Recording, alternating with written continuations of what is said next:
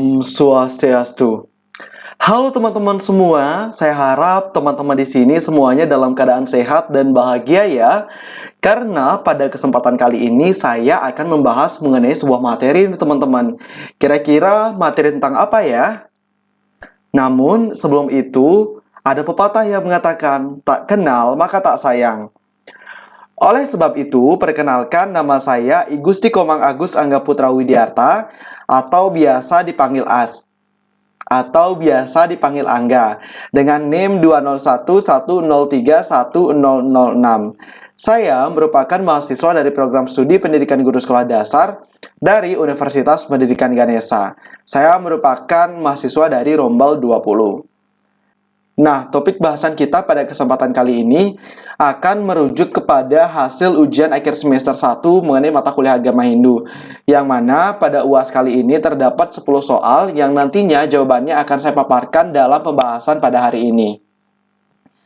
Langsung saja kita ke soal nomor 1. Soal nomor 1 adalah, adakah hubungan antara pelaksanaan yoga dengan proses pembuatan banten? Jadi pertanyaan ini merujuk pada kaitan dari yoga dengan proses pembuatan banten. Apakah hal ini berkaitan? Tentunya hal ini sangatlah berkaitan. Kenapa? Sebab kita ketahui bersama bahwasanya yoga ini selalu diidentikan dengan pemusatan pikiran. Nah, ketika kita membuat banten, tentunya para kaum perempuan nih biasanya yang dalam membuat banten itu mereka bagaikan seperti berjapa, yang mana mereka memusatkan pikiran untuk melaksanakan aktivitas suci dalam membuat banten ini. Yang mana jika yoga bermakna pemusatan pikiran dan dalam pembuatan banten ini juga terdapat pemusatan pikiran, sehingga dalam hal ini pembuatan banten dan yoga tentunya memiliki kaitan yang erat, yang mana merupakan sama-sama aktivitas suci yang bertujuan untuk ditujukan kepada Tuhan Yang Maha Esa atau Ida Sang Hyang Widiwasa. Soal nomor 2. Berikanlah pendapatmu, apakah banten dalam tradisi Hindu perlu dipertahankan? Kira-kira di zaman seperti ini, apakah banten perlu dipertahankan? Jawabannya adalah tentunya iya. Kenapa demikian? Sebab kita gali dulu mengenai sejarah, yang mana banten ini diwariskan oleh Resi Markandeya dan masih diterapkan oleh masyarakat Hindu hingga saat ini. Sungguh luar biasa ya teman-teman, bahwasanya banten yang telah diwariskan dari zaman dahulu tetap masih dipegang teguh oleh masyarakat Hindu dalam proses ritualnya. Jadi konsep penting dalam banten Hindu yang perlu kita ketahui bersama bahwa banten Hindu ini berfungsi sebagai dua hal. Yang pertama yaitu sebagai sarana ritual. Jadi ritual atau upacara dalam agama Hindu tentunya dilaksanakan menggunakan banten. Jadi hal ini tentulah sangat penting dalam agama Hindu, karena tanpa banten agama Hindu terasa seperti hampa karena kehilangan jati dirinya. Sebab banten ini merupakan identitas dari masyarakat Hindu. Karena ini merupakan warisan turun-temurun dan merupakan sarana ritual yang wajib ada dalam proses atau prosesi dari upacara Hindu, tentunya hal ini menjadi identitas masyarakat dan konsep penting dari agama Hindu itu sendiri. Sehingga dalam hal ini saya simpulkan bahwasanya banten sangatlah penting untuk dipertahankan. Meskipun nantinya akan ada pembaharuan, namun kita sebagai masyarakat Hindu harus tetap memegang teguh pakem-pakem atau aspek utama yang ada dalam banten itu sendiri. Sehingga nantinya tidak melenceng dari tatwa, susila, dan ritual. Kemudian soal nomor 3. Jelaskan pendapatmu bahwa korupsi adalah perbuatan yang tidak selaras dengan ajaran agama Hindu. Konsep-konsep apakah dalam agama Hindu yang dilanggar dan beri contohnya? Tentunya kita sebagai masyarakat Indonesia sangatlah sering ya. Tentunya kita sebagai masyarakat Indonesia sangatlah sering ya mendengar mengenai korupsi ini, dan selalu kita identikan dengan pejabat-pejabat tinggi atau pejabat-pejabat pemerintahan ya teman-teman. Dan hingga muncul nih dari masyarakat bahwasanya mesti tidak percaya terhadap pemerintah. Karena terlalu muak nih masyarakat terhadap problema korupsi yang semakin lama, semakin banyak terjadi di Indonesia. Lalu bagaimanakah kaitan korupsi dengan agama Hindu? Jadi tentunya kita ketahui bersama bahwa korupsi itu melanggar dharma dan hukum rata. Dharma sendiri merupakan nilai-nilai kebaikan yang ada dalam agama Hindu. Jadi korupsi ini telah melanggar dari nilai-nilai kebaikan itu sendiri. Dan juga hukum rata. Apa itu hukum rata? Hukum rata merupakan hukum alam, hukum sebab akibat yang diyakini oleh masyarakat Hindu. Tidak hanya masyarakat Hindu teman-teman, namun juga oleh masyarakat Bali nih. Lalu konsep apa yang dilanggar dari korupsi tersebut dalam agama Hindu? Jadi yang pertama adalah Trikaya Parisude. Kemudian yang kedua adalah Pancema. Dan ketiga adalah Satripu. Apakah maksud dari ketiga hal ini? Tentunya dari ketiga hal ini akan saya jelaskan atau akan saya jabarkan secara rinci teman-teman. Yang pertama Trikaya Parisude. Kita ketahui bersama bahwasanya Trikaya Parisude ini merupakan tiga hal atau tiga perbuatan yang suci atau bersih. Yang mana terdiri dari wacike, kayike, dan manacike. Wacike itu sendiri adalah perkataan yang baik dan benar. Kemudian kayike itu sendiri adalah perbuatan atau perilaku yang baik dan benar. Dan ketiga adalah manacike atau pikiran yang baik dan benar. Jadi, secara tidak langsung, dari korupsi itu telah melanggar dari Trikaya Parisude ini, teman-teman, karena korupsi itu merupakan suatu tindakan yang tidak baik atau tidak suci dan juga termasuk dalam tindakan yang kotor, teman-teman. Kemudian Pancema. Pancema ini terdiri dari 5 bagian. Yang pertama itu madat atau mengisap candu, kemudian memunyah atau mabuk-mabukan, kemudian ada metoh atau memotoh, yang mana itu merupakan perbuatan judi. Yang keempat ada madon atau suka bermain perempuan, dan terakhir adalah memaling atau mencuri. Jika kita kaitkan dengan tindakan korupsi, tentunya yang paling merujuk di sini dari bagian Pancema itu sendiri adalah dari memaling. Memaling itu adalah mencuri, yang mana para koruptor telah mencuri uang rakyat, yang sepatutnya uang rakyat itu disalurkan kembali ke rakyat, namun dimasukkan ke kantong dia sendiri untuk memenuhi kebutuhan hidupnya sendiri, sehingga ia gunakan untuk berfoya-foya. Berikutnya Satripu. Tentunya Satripu ini kita sebagai manusia wajib kita kendalikan ya teman-teman. Jadi jika seorang koruptor atau seorang pejabat berhasil melaksanakan korupsi, berarti ia telah tidak mampu untuk mengendalikan dari Satripu itu sendiri. Yang mana Satripu itu terdiri dari 6 bagian. Yang pertama adalah kama atau nafsu yang berlebihan. Kemudian ada lobe atau tamak. Kemudian ada kerude atau marah yang berlebihan. Moha adalah bingung. Kemudian maba. Kemudian mada adalah mabuk. Dan terakhir matsarya atau iri hati. Kita ambil contoh korupsi yang sedang hangat ya teman-teman, yang sedang baru-baru terjadi nih, yaitu korupsi dana bantuan sosial dari Juliari Batubara, yang mana ia mendapatkan 10.000 dari setiap dana bansos yang ia salurkan. Yang mana masyarakat banyak kecewa nih terhadap Juliari Batubara sebab ia merupakan menteri sosial. Ia merupakan seseorang yang diharapkan masyarakat untuk membantu masyarakat dari terpuruknya akibat pandemi COVID-19. Sepantasnya korupsi dana bantuan sosial ini kita identikan dengan dana punya ya teman-teman. Sepantasnya dana punya ini mampu disalurkan dengan baik agar sampai ke tangan masyarakat yang membutuhkan. Tidak malahan untuk dikorupsi oleh para koruptor atau para tikus-tikus berdasi. Sungguh kejam ya teman-teman jika pejabat negara melakukan tindakan korupsi. Sungguh perbuatan yang melanggar susila atau nilai-nilai agama juga teman-teman. Nomor 4. Ketika Anda mengunjungi panti asuhan, nilai-nilai agama Hindu apa yang bisa kita pelajari dan terapkan dan beri contoh? Sebenarnya dalam mengunjungi panti asuhan itu sangatlah banyak terdapat nilai-nilai yang bisa kita terapkan dan kita petik dari hal tersebut. Yang mana di sini saya hanya mencantumkan 2 hal atau 2 nilai secara besar saja. Yang pertama adalah nilai ketuhanan dan yang kedua adalah nilai kemanusiaan. Nilai ketuhanan ini merupakan keyakinan kita terhadap adanya Tuhan. Yang mana dalam agama Hindu kita percaya terhadap adanya ide Sang Hyang Widiwasa sebagai Tuhan yang Maha Esa dalam agama Hindu. Contoh dari nilai ketuhanan ini adalah yang mana saat kita memberi pertolongan kepada anak-anak di panti asuhan atau kita memberikan sebuah bantuan, secara tidak langsung, hal itu merupakan sebagai perwujudan kita dalam menghargai ciptaan Tuhan. Sebab ciptaan Tuhan itu tidak hanya tumbuhan, hewan, namun juga sesama kita, manusia. Jadi, dalam hal ini, ketika kita mampu memberikan pertolongan kepada mereka yang membutuhkan, itu merupakan sebuah tindakan kita untuk menghargai dan menghormati dari ciptaan Tuhan itu sendiri. Kemudian berikutnya adalah mengenai nilai kemanusiaan. Nilai kemanusiaan ini selalu kita identikan dengan rasa persaudaraan dan kasih sayang kita. Yang mana nilai ini tidak hanya terdapat dalam agama Hindu ya teman-teman, namun juga dalam agama secara universal. Contohnya yaitu ketika kita memberikan bantuan kepada masyarakat atau kepada anak-anak di panti asuhan, itu merupakan sebagai tindakan kita yang mana didasarkan atas rasa kasih sayang. Rasa kita, rasa persaudaraan kita, rasa menyamabraya kita untuk saling asah asih asuh selunglung sebayang take untuk menolong sesama manusia. Soal nomor 5. Manusia hanya dapat memperoleh ketentraman batin bila ia mempunyai kepercayaan yang teguh kepada Tuhan dan rasa pasrah sepenuhnya. Hanya orang-orang semacam itulah mendapat penghargaan yang tinggi di dunia. Apakah ada hubungan kepasrahan dengan sifat korupsi pada manusia? Jelaskan jawabanmu dan beri contoh.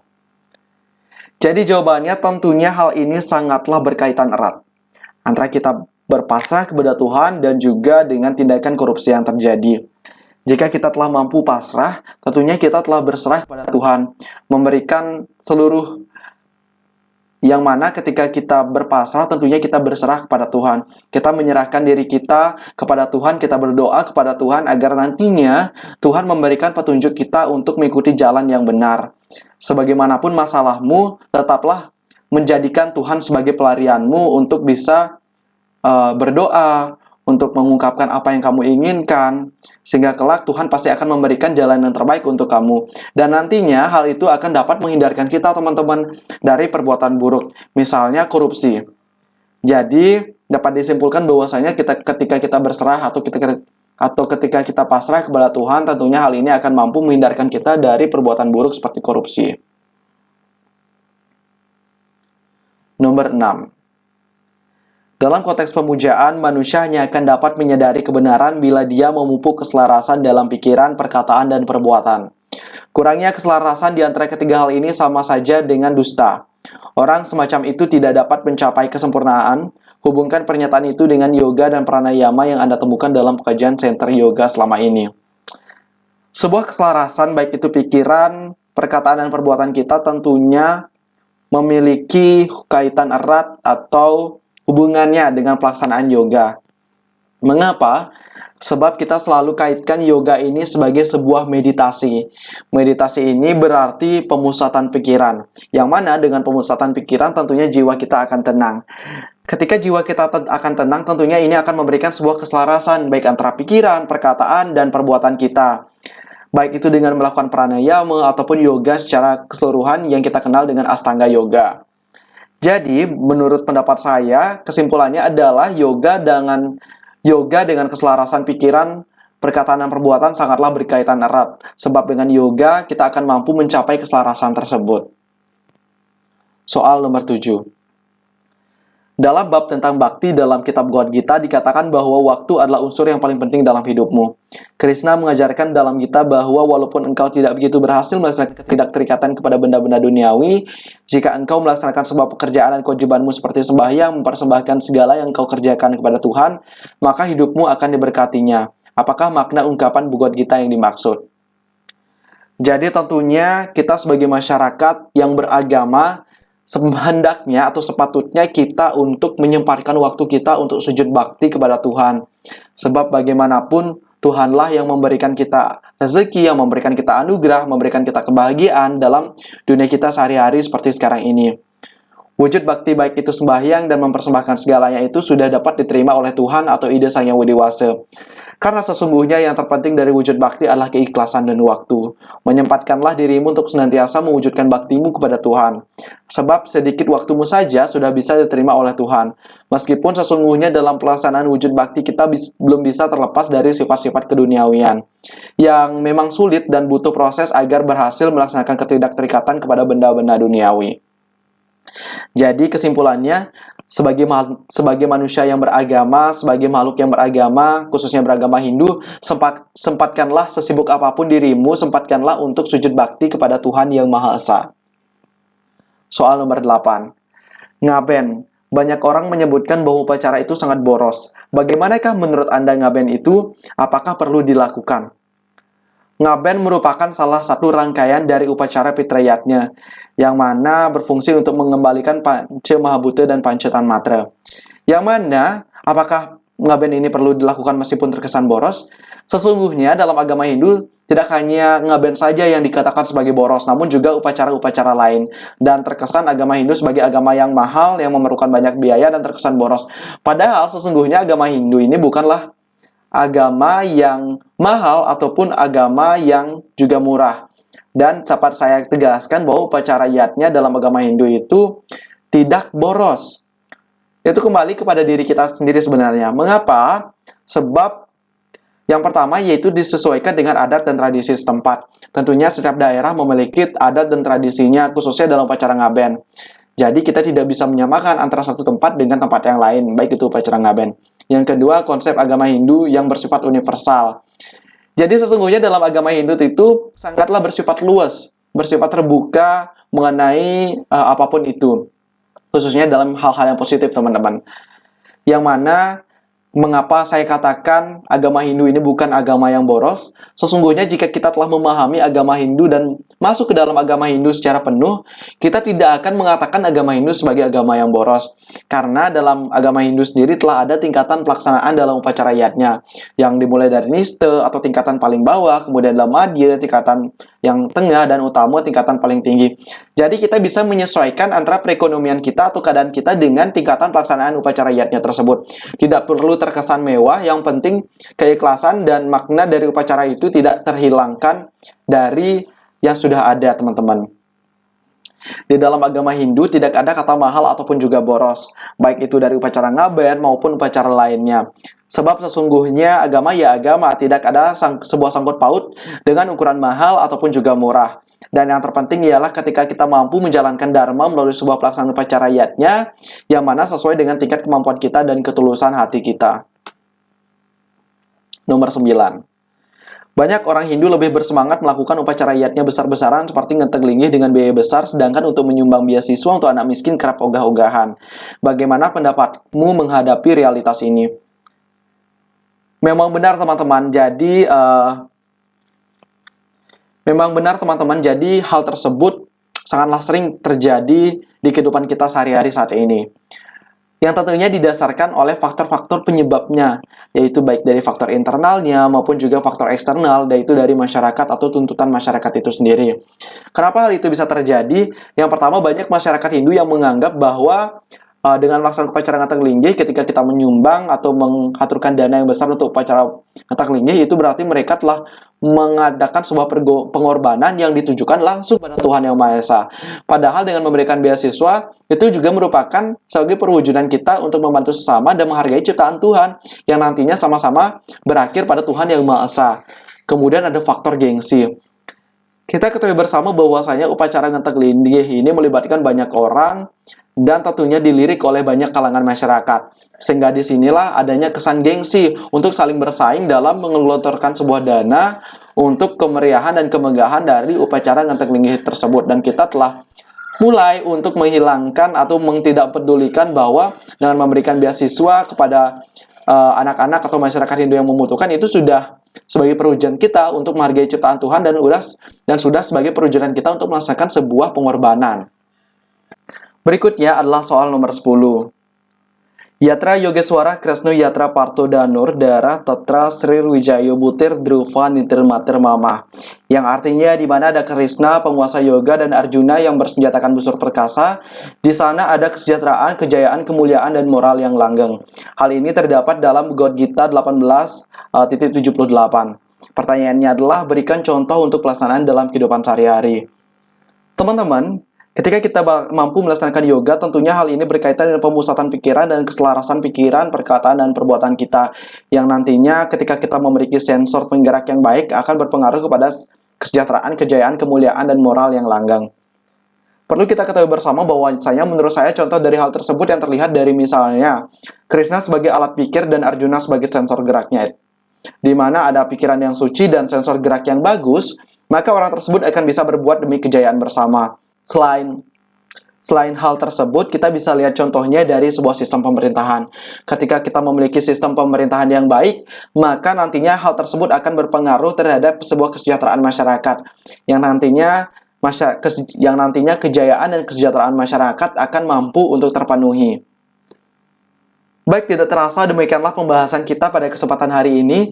Saya mengucapkan terima kasih yang sebesar-besarnya kepada rekan-rekan dan teman-teman semua yang senantiasa menyaksikan video pembelajaran ini, baik itu dari tadi hingga saat ini. Saya mohon maaf kepada teman-teman bila mana ada hal-hal yang kurang berkenan selama penyampaian pembahasan ini. Sebagai akhir kata, saya tutup dengan para mesanti. Om Santi, Santi, Santi Om. Terima kasih.